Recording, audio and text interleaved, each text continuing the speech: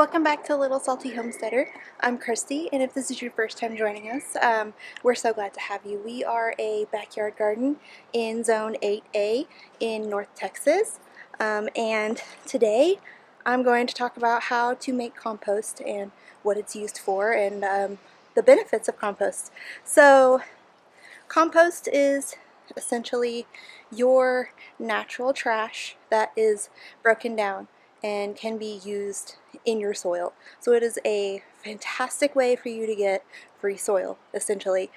With compost, by natural trash, I mean your food scraps that you would be throwing away, like your fruit and veggie scraps, your eggshells, your coffee grounds, or your leaves or your grass clippings, used soil from plants, stuff like that. So I'm going to teach you today how to create a compost of your own. Now let's start by talking about vessels to hold the compost.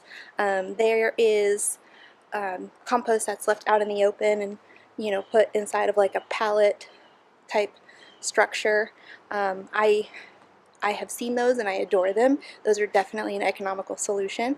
I cannot do that here where I'm at in suburbia because of gray little rodents.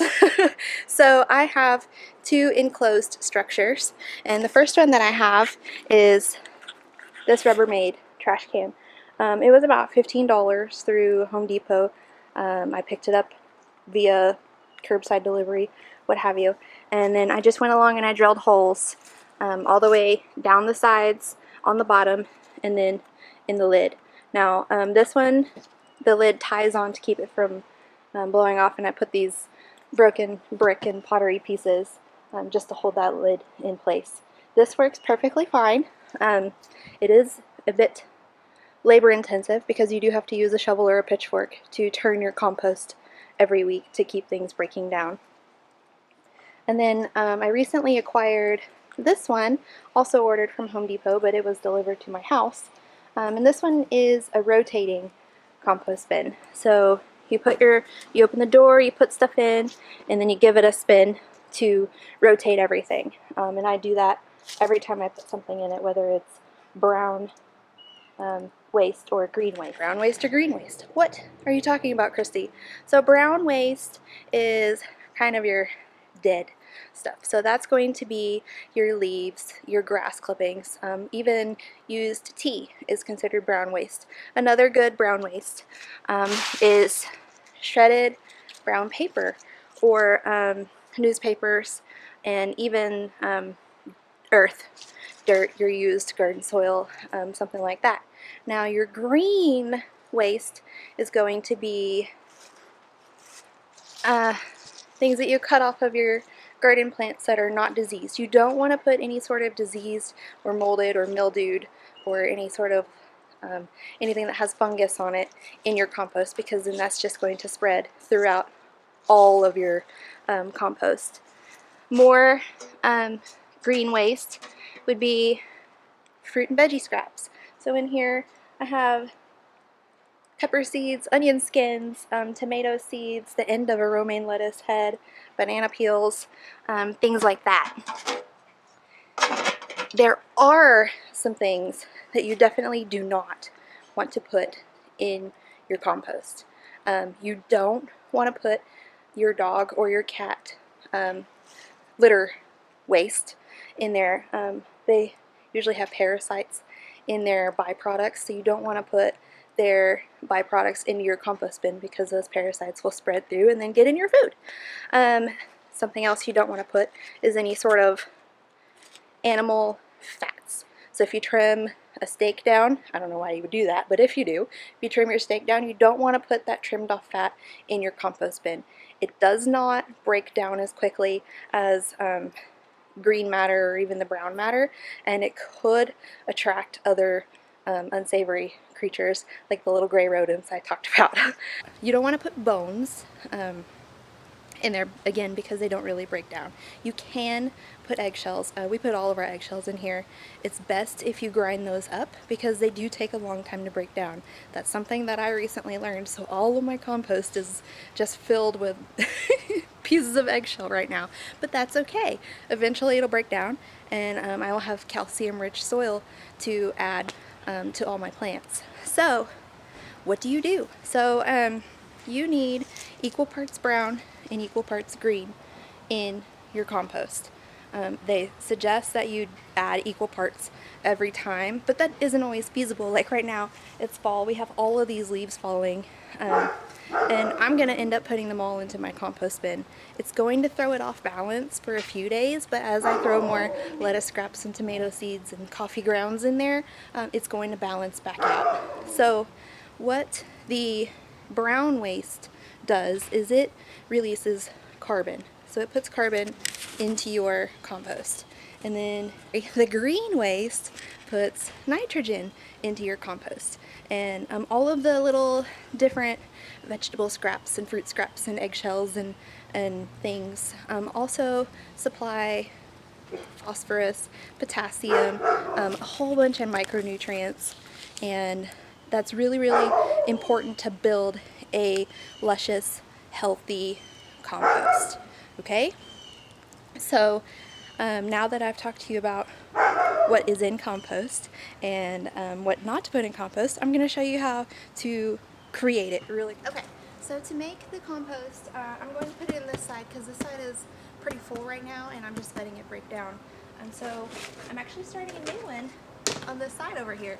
So to get it started, I'm going to put my gloves on because it's a little muddy and yuck over here after the rain that we got yesterday. So to get started, it's really, really easy. You're really just going to put all of your natural garbage in here and it's going to break down. So I'm going to start with some of the shredded brown paper.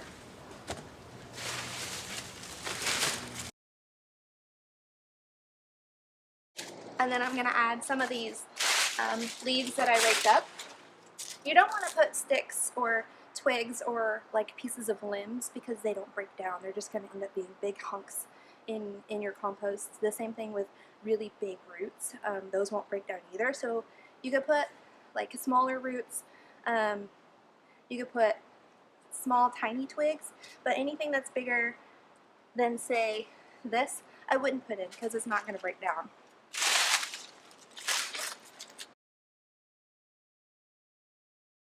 Okay, so I recently removed one of my pepper plants. Alright, I just cut it off yesterday or the day before because I finally picked its last pepper and it was just looking really sad and pathetic, and I think that it was done. It didn't have any sickness. Its lifespan was just, it had lived its life and it was ready to move on. So I'm going to try to get it out of this bucket and just add the earth into here. So that way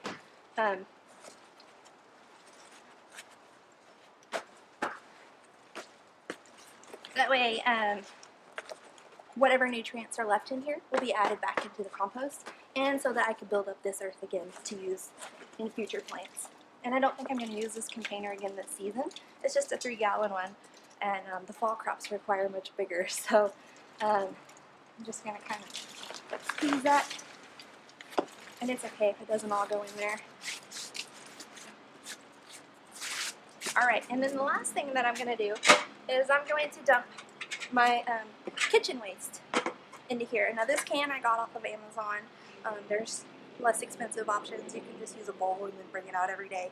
I got this because it has a nice charcoal filter, so my kitchen isn't smelly while I'm filling this up. Because sometimes we dump it every day, and sometimes it's every other day. It's just depending on what we're cooking from day to day as to how many scraps we have. So, and it has this nice little removable container. So I'm just going to dump this into here.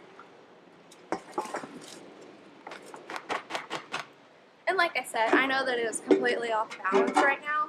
It has mostly brown materials in it, but over the next few days as I'm cooking dinner and we're making breakfast and coffee and things, bring it out here, give it a spin, it'll end up balanced out. So just pop this lid back on, and then it doesn't have a handle. That's the only downside to this this compost bin, is that there's not a handle, so you kind of have to get a good grip. And then just give it a spin. I'm going to go ahead and take it around twice just to make sure all that matter gets nice and mixed in. Kind of do the Cupid shuffle with it a bit. and then there we go. It takes, in the summers here in Texas, it takes about 3 months for something for the compost to fully form.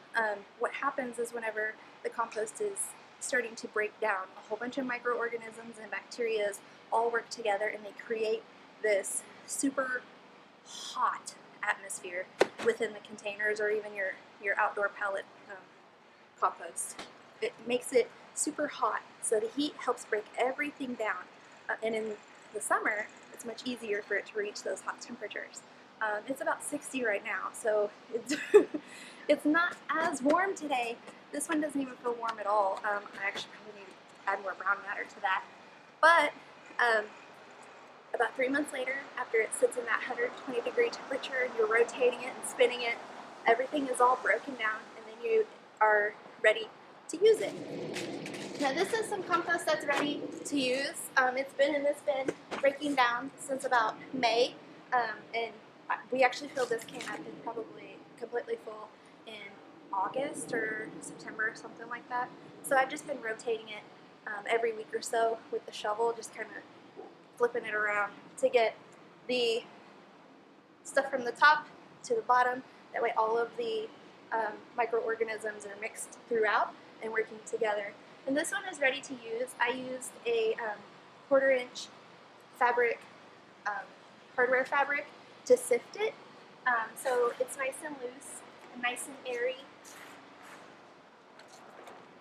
And mine does have eggshells in it, because keep in mind I didn't know that you were supposed to grind them down. But this is what it looks like whenever it's ready to use. And this one is kind of wet because it rained.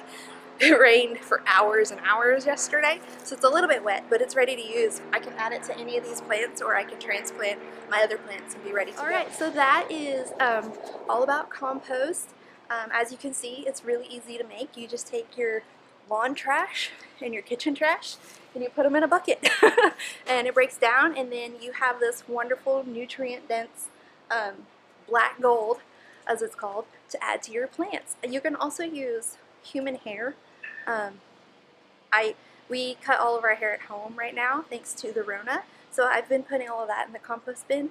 I did notice it does take a little longer to break down, so if you cut your whole family's hair at once, maybe add it a little bit at a time so you don't have this big hair wad.